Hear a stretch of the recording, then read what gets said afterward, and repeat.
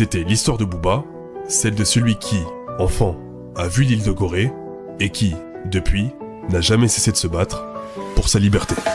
Il s'est pas passé grand chose d'important musicalement entre 2018 et 2021, pas besoin d'épiloguer. Entre-temps, Booba a pris la décision de signer des nouveaux artistes qui étaient totalement inconnus du grand public. SDM, Green Montana, Dalla et Elia sont les nouvelles recrues du label.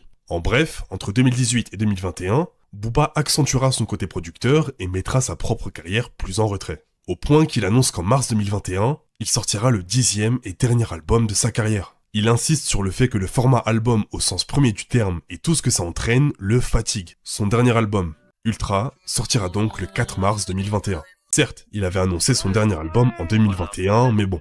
Ad Vitam Aeternam contient seulement 10 morceaux, c'est quasiment un EP, pas vraiment un album, on peut le pardonner. Il a déjà fait toutes les plus grosses salles de concert, alors pourquoi pas enchaîner 3 accords Arena à la suite, histoire de donner rendez-vous à 120 000 ratpi en octobre 2025. À l'heure où cette vidéo sortira, Booba aura déjà vendu ses 120 000 billets.